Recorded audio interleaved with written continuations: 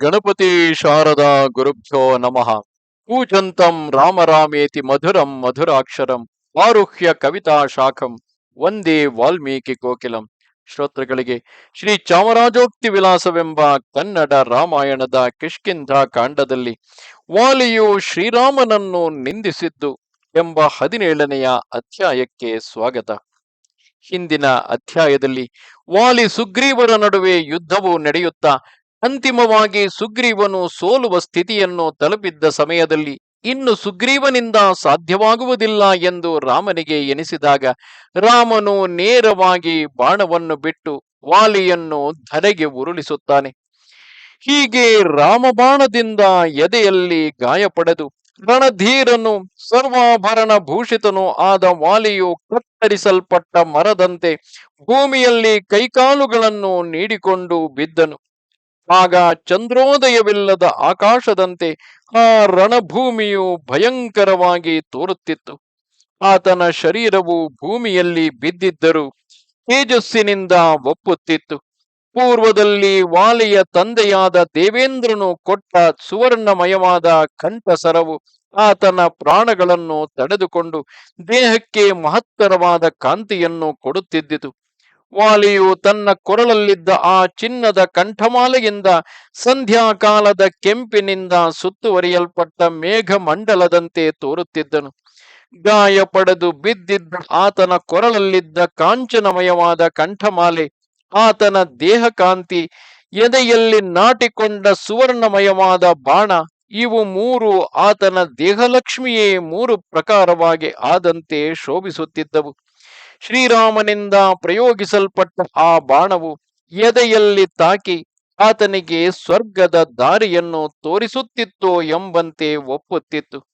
ಆಗ ಶ್ರೀರಾಮನು ಜ್ವಾಲೆ ಇಲ್ಲದ ಯಜ್ಞ ಪುರುಷನಂತೆಯೂ ಋಷಿಗಳ ಶಾಪದಿಂದ ಸ್ವರ್ಗದಿಂದ ಬಿದ್ದ ಯಯಾತಿಯ ತಂದೆಯಾದ ನಹುಷನಂತೆಯೂ ಮಹಾಪ್ರಳಯದಲ್ಲಿ ಅಂತರಿಕ್ಷ ಲೋಕದಿಂದ ಬಿದ್ದ ಸೂರ್ಯನಂತೆಯೂ ದೇವೇಂದ್ರನಂತೆಯೂ ನೋಡುವುದಕ್ಕೆ ಅಶಕ್ಯವಾದ ಕಾಂತಿಯುಳ್ಳ ವಿಶಾಲವಾದ ಎದೆ ಕಟ್ಟುಳ್ಳ ನಿಡಿದಾದ ತೋಳುಗಳುಳ್ಳ ಪ್ರಕಾಶಮಾನವಾದ ಮುಖವುಳ್ಳ ಜಯ ಕಾಂತಿಯಂತೆ ಕಣ್ಣುಗಳುಳ್ಳ ವಾಲಿಯ ಶರೀರವನ್ನು ಕಂಡು ಅತ್ಯಂತ ಆಶ್ಚರ್ಯಪಟ್ಟು ವಾಲಿಯ ಸಮೀಪಕ್ಕೆ ಶ್ರೀರಾಮನು ಹೋದನು. ತನ್ನನ್ನು ಲಕ್ಷ್ಮಣನನ್ನು ನೋಡುತ್ತಿದ್ದ ವಾಲಿಯನ್ನು ಗೌರವ ದೃಷ್ಟಿಯಿಂದ ಕಂಡನು. ವಾಲಿಯು ಶ್ರೀರಾಮನನ್ನು ಲಕ್ಷ್ಮಣನನ್ನು ನೋಡಿ ಶ್ರೀರಾಮನನ್ನು ಕುರಿತು ಧರ್ಮಶಾಸ್ತ್ರಾನುಸಾರವಾಗಿಯೂ ವಿನಯವಾಗಿಯೂ ನಿಷ್ಠುರವಾಗಿಯೂ ಇರುವ ಮಾತುಗಳಿಂದ ಹೀಗೆ ಹಂಗಿಸಿದನು. ಶ್ರೀರಾಮ, ಬೇರೆ ಕಡೆಗೆ ಮುಖವನ್ನು ತಿರುಗಿಸಿ ಯುದ್ಧ ಮಾಡುತ್ತಿದ್ದ ನನ್ನನ್ನು ಕೊಂದು ಯಾವ ಸದ್ಗುಣವನ್ನು ಪಡೆದೆ? ನಾನು ಮತ್ತೊಬ್ಬರೊಡನೆ ಯುದ್ಧವನ್ನು ಮಾಡುತ್ತಿದ್ದಾಗ ವ್ಯರ್ಥವಾಗಿ ನಿನ್ನ ಬಾಣಗಳಿಂದ ಹತನಾಗಿದ್ದೇನೆ. ನೀನು ಮಹಾ ಸತ್ಕುಲ ಪ್ರಸೂತನು, ಸಾತ್ವಿಕ ಗುಣ ಸಂಪನ್ನನು, ಅತಿ ತೇಜಸ್ವಿಯು, ಬ್ರಹ್ಮಚಾರಗಳನ್ನು ಮಾಡುವವನು, ಕಾರುಣ್ಯ ಗುಣವುಳ್ಳವನು, ಪ್ರಜಾಪಾಲಕನು, ಸಮಸ್ತ ಪ್ರಾಣಿಗಳಲ್ಲಿಯೂ ದಯೆಯುಳ್ಳವನು, ಉತ್ಸಾಹ ಶಕ್ತಿಯುಳ್ಳವನು, ಕಾಲೋಚಿತವನ್ನು ಬಲ್ಲವನು, ದೃಢವ್ರತನು ಎಂದು ಸಮಸ್ತ ಪ್ರಾಣಿಗಳು ಸಾರುತ್ತಿವೆ. ಲೋಕದಲ್ಲಿ ಅರಸರ ಲಕ್ಷಣಗಳಾದ ಕ್ಷಮೆ, ಇಂದ್ರಿಯ ನಿಗ್ರಹ, ಮನೋನಿಗ್ರಹ, ಧೈರ್ಯ, ಸತ್ಯ, ಪರಾಕ್ರಮ, ಅಪರಾಧ ಮಾಡಿದವರನ್ನು ದಂಡಿಸುವುದೇ ಮೊದಲಾದವು ನಿನ್ನಲ್ಲಿ ಇರುವವೆಂದು ಮನಸ್ಸಿನಲ್ಲಿ ನಿಶ್ಚಯಿಸಿ ನೀನು ಚಂಚಲ ಚಿತ್ತನಲ್ಲವೆಂಬ ವಿಶ್ವಾಸದಿಂದ ಇಲ್ಲಿಗೆ ಬಂದೆನು. ನೀನು ಇಲ್ಲಿಗೆ ಬಂದದ್ದನ್ನು ನಾನು ಮೊದಲೇ ತಿಳಿದಿದ್ದೆನು. ನಾನು ಕಿಷ್ಕಿಂಧ ಪಟ್ಟಣದಿಂದ ಹೊರಟು ಬರುವಾಗ ನನ್ನ ಪತ್ನಿಯಾದ ತಾರಾದೇವಿಯು ನನ್ನನ್ನು ತಡೆದು ನೀನು ಸುಗ್ರೀವನಿಗೆ ಸಹಾಯವಾಗಿ ಬಂದಿರುವುದನ್ನು ಹೇಳಿದಳು. ಈಗ ನನ್ನ ಪ್ರಾರಬ್ಧ ಕರ್ಮವು ತಟ್ಟಿತು. ಅದು ಹಾಗಿರಲಿ, ಮತ್ತೊಬ್ಬನೊಡನೆ ಯುದ್ಧವನ್ನು ಮಾಡುತ್ತಿದ್ದವನನ್ನು ಮೋಸದಿಂದ ಹೊಡೆದು ಕೆಡಕುವುದು ನಿನಗೆ ಉಚಿತವೇ? ನೀನು ಮೋಸದಿಂದ ಕೊಲ್ಲುವೆ ಎಂಬುದನ್ನು ಅರಿಯದೆ ನೀನಿದ್ದ ದಿಕ್ಕನ್ನು ನೋಡದಿದ್ದೆನು. ಆತ್ಮಘಾತಕನಾಗಿ, ಧರ್ಮದ್ರೋಹಿಯಾಗಿ, ಮೋಸಗಾರನಾಗಿ, ಹುಲ್ಲು ಕೌಚಿದ ಹಾಳು ಬಾವಿಯಂತಿರುವ ನಿನ್ನನ್ನು ಅರಿಯದೆ ಹೋದೆನು. ಬೂದಿ ಮುಚ್ಚಿದ ಕೆಂಡದಂತೆ ಕಪಟದಿಂದ ನಿನ್ನ ಪಾಪ ಸ್ವರೂಪವನ್ನು ಮರೆಸಿಕೊಂಡು ತಪಸ್ವಿ ವೇಷವನ್ನು ಧರಿಸಿ ಧರ್ಮಿಷ್ಠನಂತೆ ಸಂಚರಿಸುತ್ತಿರುವ ನಿನ್ನನ್ನು ಅರಿಯದೆ ಹೋದೆನು. ನಾನು ನಿನ್ನ ದೇಶಕ್ಕಾದರೂ ನಿನ್ನ ಪಟ್ಟಣಕ್ಕಾದರೂ ಯಾವ ಉಪದ್ರವವನ್ನು ಮಾಡಿದವನಲ್ಲ. ಇಂತಹ ನನಗೆ ಲೋಕದಲ್ಲಿ ನಗೆಗೀಡಾದ ದ್ರೋಹವನ್ನು ಮಾಡಿದೆ. ವನದಲ್ಲಿ ಕಂದ ಮೂಲ ಫಲಾದಿಗಳನ್ನು ಸೇವಿಸುತ್ತಾ ನಿನ್ನೊಡನೆ ಯುದ್ಧವನ್ನು ಮಾಡದಿದ್ದ ನನ್ನನ್ನು ಕಪಟಾಚಾರವುಳ್ಳ ನೀನು ವ್ಯರ್ಥವಾಗಿ ಕೊಂದೆ.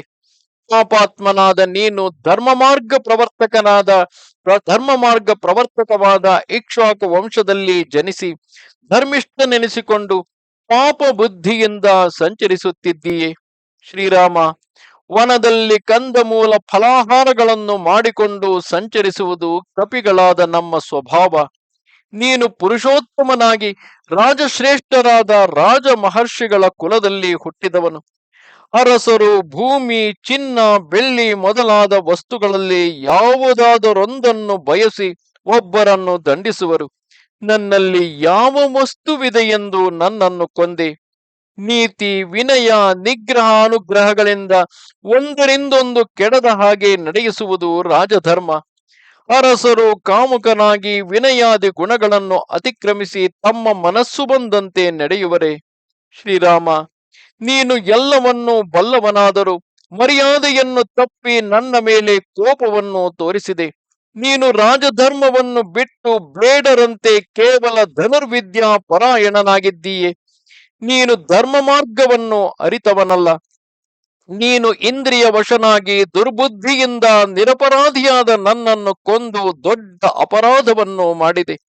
ನೀನು ಸತ್ಪುರುಷರ ಸಭೆಗೆ ಹೋದರೆ ಅವರಿಗೆ ಏನೆಂದು ಉತ್ತರವನ್ನು ಕೊಡುತ್ತೀಯೆ? ಅಪರಾಧ ಮಾಡದವನನ್ನು ಕೊಲ್ಲುವವನು, ಬ್ರಾಹ್ಮಣನನ್ನು ಕೊಲ್ಲುವವನು, ಕಳ್ಳನನ್ನು ದಂಡಿಸದೆ ಇಡುವವನು, ದೈವವಿಲ್ಲವೆನ್ನುವವನು, ಧರ್ಮವನ್ನು ಅಲ್ಲಗಳೆದು ನುಡಿಯುವವನು, ಚಾಡಿ ಹೇಳುವವನು, ನಿಂದೆಯನ್ನು ಹೊತ್ತಿರುವವನು, ಸ್ನೇಹಿತನನ್ನು ಕೊಲ್ಲುವವನು, ಗುರುಪತ್ನಿಗಾಮಿ ಇವರೇ ಮೊದಲಾದವರು ನರಕಲೋಕವನ್ನೈದುವರು. ಶ್ರೀರಾಮ, ನೀನು ನನ್ನನ್ನು ಕೊಂದದ್ದರಿಂದ ನಿನಗೆ ಬಂದ ಪ್ರಯೋಜನವೇನು? ಸತ್ಪುರುಷರು ಕಪಿಗಳ ಚರ್ಮ, ಅಸ್ಥಿ, ರೋಮಗಳನ್ನು ಮುಟ್ಟುವುದಿಲ್ಲ. ಧರ್ಮಿಷ್ಠರಿಗೆ ನನ್ನ ಮಾಂಸವು ಭಕ್ಷಿಸುವುದಕ್ಕೆ ಯೋಗ್ಯವಲ್ಲ. ಉಗುರುಗಳುಳ್ಳ 5 ಬಗೆಯ ಮೃಗಗಳೇ ಬ್ರಾಹ್ಮಣ ಕ್ಷತ್ರಿಯರಿಗೆ ಭಕ್ಷಣ ಯೋಗ್ಯವಾಗಿದೆ. ನಾನು ಆ ಮೃಗಜಾತಿಗಳೊಳಗೆ ಒಂದಕ್ಕೂ ಸಂಬಂಧಿಸಿದವನಲ್ಲ. ಹಾಗಾದರೂ ನನ್ನನ್ನು ವ್ಯರ್ಥವಾಗಿ ಕೊಂದೆ. ವಿದುಷಿಯಾದ ನನ್ನ ಪತ್ನಿಯಾದ ತಾರಾದೇವಿಯು ನನ್ನನ್ನು ಹೋಗಬೇಡವೆಂದು ತಡೆದಳು. ಹಾಗಾದರೂ ಮೃತ್ಯುವಶನಾಗಿ ಅಜ್ಞಾನದಿಂದ ಇಲ್ಲಿಗೆ ಬಂದೆನು. ಪಂಚತ್ವವನ್ನೈದಿದ ಪುರುಷನಿಂದ ಪತಿವ್ರತೆಯೂ ಶೀಲವಂತೆಯೂ ಆದ ಸ್ತ್ರೀಯು ವಿಧವೆಯಾಗುವಂತೆ ನಿನ್ನಿಂದ ಕೊಲ್ಲಲ್ಪಟ್ಟ ನನ್ನಿಂದ ನನ್ನ ಭೂಮಿಯು ಒಡೆಯನಿಲ್ಲದ್ದಾಯಿತು. ಅಕಟಕಟ ದಂತರಂಗದಲ್ಲಿ ಪರರಿಗೆ ದ್ರೋಹವನ್ನು ಎಣಿಸುವವನಾಗಿಯೂ ಕ್ಷುದ್ರನಾಗಿಯೂ ಅಮೃತವನ್ನು ನುಡಿಯುವವನಾಗಿಯೂ ಪಾಪಿಷ್ಠನೂ ಆದ ನೀನು ಮಹಾತ್ಮನಾದ ದಶರಥರಾಯನ ಉದರದಲ್ಲಿ ಹೇಗೆ ಜನಿಸಿದೆ? ಸಚ್ಚರಿತ್ರವೆಂಬ ಹಗ್ಗವನ್ನು ಕಿತ್ತೆಸೆದ, ಸನ್ಮಾರ್ಗವನ್ನು ಮೀರಿದ, ಧರ್ಮವೆಂಬ ಅಂಕುಶವನ್ನು ಲೆಕ್ಕಿಸದ ರಾಮನೆಂಬ ಮದ್ದಾನೆಯಿಂದ ನಾನು ಕೊಲ್ಲಲ್ಪಟ್ಟೆನು. ನೀನು ಮಾಡಿದ ಕೃತ್ಯವು ಲೋಕದಲ್ಲಿ ನಿಂದಿತವಾದದ್ದು, ಅಶುಭವಾದದ್ದು, ಅಪೂಜ್ಯವಾದದ್ದು. ಇಂತಹ ದುರಾಚಾರವನ್ನು ಮಾಡಿದ ಬಳಿಕ ಸತ್ಪುರುಷರ ಗೋಷ್ಠಿಗೆ ಹೋದರೆ ನಿನ್ನ ಪರಾಕ್ರಮವನ್ನು ಏನೆಂದು ಹೇಳಿಕೊಳ್ಳುವೆ? ನಿನಗೆ ದ್ರೋಹವನ್ನು ಮಾಡಿದವರಲ್ಲಿ ನಿನ್ನ ಪರಾಕ್ರಮವನ್ನು ತೋರಿಸದೇ ಇದ್ದೀಯೆ. ನೀನು ನನ್ನ ಕಣ್ಣಿಗೆ ಕಾಣಿಸಿಕೊಂಡು ನನ್ನೊಡನೆ ಯುದ್ಧವನ್ನು ಮಾಡಿದ್ದರೆ ಈಗಲೇ ನಿನಗೆ ಯಮದರ್ಶನವನ್ನು ಮಾಡಿಸುತ್ತಿದ್ದೆನು. ಸಮರದಲ್ಲಿ ಯಾರಿಗೂ ಅಸಾಧ್ಯನಾದ ನನ್ನನ್ನು ದೃಷ್ಟಿಗೆ ಗೋಚರಿಸದೆಯೇ ನೀನು ಪಾನಮತ್ತನಾಗಿ ಮಲಗಿಕೊಂಡಿರುವ ಮನುಷ್ಯರನ್ನು ಸರ್ಪವು ಕಚ್ಚಿ ಕೊಲ್ಲುವಂತೆ ಸಂಹರಿಸಿದೆ. ಸುಗ್ರೀವನಿಗೆ ಪ್ರಿಯವನ್ನು ಮಾಡಬೇಕೆಂದು ನನ್ನನ್ನು ಸಂಹರಿಸಿದೆ. ನನ್ನನ್ನು ಕೊಲ್ಲದೆಯೇ ನಿನಗಾಗಬೇಕಾದ ಪ್ರಯೋಜನವನ್ನು ನನ್ನೊಡನೆ ಹೇಳಿದ್ದರೆ ನಾನೊಬ್ಬನೇ ನಿನ್ನ ಪ್ರಾಣಕಾಂತೆಯಾದ ಸೀತಾದೇವಿಯನ್ನು ತಂದು ಕೊಡುತ್ತಿದ್ದೆನು. ನಿನ್ನ ಸ್ತ್ರೀಯನ್ನು ಅಪಹರಿಸಿದ ರಾವಣನ ಕೊರಳಿಗೆ ಹಗ್ಗವನ್ನು ಹಾಕಿ ಹಿಡಿದು ತಂದು ನಿನ್ನ ವಶಕ್ಕೆ ಒಪ್ಪಿಸುತ್ತಿದ್ದೆನು. ಇಲ್ಲವೇ ರಾವಣನನ್ನು ರಣರಂಗದಲ್ಲಿ ಕೊಲ್ಲುತ್ತಿದ್ದೆನು. ಸೀತಾದೇವಿಯು ಸಮುದ್ರ ಮಧ್ಯದಲ್ಲಿದ್ದರು, ಪಾತಾಳ ಲೋಕದಲ್ಲಿದ್ದರು, ನಿನ್ನ ಅಪ್ಪಣೆಯಿಂದ ಲೀಲಾ ಮಾತ್ರದಿಂದ ತಂದು ನಿನ್ನ ವಶಕ್ಕೆ ಒಪ್ಪಿಸುತ್ತಿದ್ದೆನು. ನೀನು ನನ್ನನ್ನು ಕೊಲ್ಲದಿದ್ದ ಪಕ್ಷದಲ್ಲಿ ನನ್ನ ಕಾಲವು ತುಂಬಿ ಸ್ವರ್ಗಸ್ಥನಾದ ಮೇಲೆ ಸುಗ್ರೀವನು ರಾಜ್ಯವನ್ನು ಪಡೆಯುತ್ತಿದ್ದನು. ನಾನು ನಿನ್ನ ಸಂಗಡ ಯುದ್ಧಕ್ಕೆ ಬಂದವನಲ್ಲ. ನೀನು ನನ್ನನ್ನು ಕೊಂದದ್ದು ಉಚಿತವಲ್ಲ. ನಾನು ಸುಗ್ರೀವನೊಡನೆ ಯುದ್ಧವನ್ನು ಮಾಡುವಾಗ ನೀನು ಮೋಸದಿಂದ ನನ್ನನ್ನು ಕೊಂದದ್ದು ನಿನಗೆ ಧರ್ಮವಲ್ಲ. ಹಾಗಾದರೂ ನಿನ್ನಲ್ಲಿ ತಪ್ಪಿಲ್ಲವೆಂದು ಭಾವಿಸುತ್ತೇನೆ. ಕಾಲವನ್ನು ಅತಿಕ್ರಮಿಸಲು ಯಾರಿಗೂ ಶಕ್ಯವಲ್ಲ. ಕಾಲವು ಮನುಷ್ಯನಿಗೆ ಸುಖ ದುಃಖಗಳನ್ನು ಅನುಭವಿಸಬೇಕಾದ ಕಾಲಗಳಲ್ಲಿ ಸುಖ ದುಃಖ ಭೋಗಗಳನ್ನು ಕೊಡದೆ ಬಿಡದು. ಶ್ರೀರಾಮ, ನೀನು ಮುಂದಿನ ಕಾಲೋಚಿತವಾದ ಕಾರ್ಯವನ್ನು ಕಾಣು ಎಂದು ವ್ಯಥಪಡುತ್ತಾ ಸೂರ್ಯ ಪ್ರಭೆಯಂತೆ ಕಾಂತಿಯುಳ್ಳ ಶ್ರೀರಾಮನನ್ನು ನೋಡುತ್ತಾ ಸುಮ್ಮನಾದನು. ಈ ರೀತಿಯಾಗಿ ವಾಲಿಯ ದೃಷ್ಟಿಯಿಂದ ಶ್ರೀರಾಮನು ಮರೆಯಲ್ಲಿ ನಿಂತು ಆತನನ್ನು ಸಂಹರಿಸಿದ್ದು ತಪ್ಪೆನಿಸಿದರೂ ಕೂಡ ಮುಂದಿನ ಅಧ್ಯಾಯದಲ್ಲಿ ಯಾವ ಕಾರಣದಿಂದಾಗಿ ಅಧರ್ಮಿಯಾದ ವ್ಯಕ್ತಿಯೊಡನೆ ಸೇರಲಾರದೆ ಅಧರ್ಮಿಯನ್ನು ಶಿಕ್ಷಿಸುವುದು ಶ್ರೀರಾಮಚಂದ್ರನ ಕರ್ತವ್ಯವೇ. ಆದ್ದರಿಂದ ಮೃಗದಂತೆ ಅವನನ್ನು ಯಾವ ಕಾರಣದಿಂದ ಮರೆಯಲ್ಲಿ ನಿಂತು ಕೊಂದೆ ಎಂಬುದನ್ನು ಶ್ರೀರಾಮನು ಸ್ಪಷ್ಟಪಡಿಸಲಿದ್ದಾನೆ. ನಮಸ್ತೆ ಶಾರದೆ ದೇವಿ, ಕಾಶ್ಮೀರ ಪುರವಾಸಿನಿ, ತ್ವಾಮಹಂ ಪ್ರಾರ್ಥಯೇ ನಿತ್ಯಂ, ವಿದ್ಯಾದಾನಂಚ ದೇಹಿಮೆ. ನಮಸ್ಕಾರ.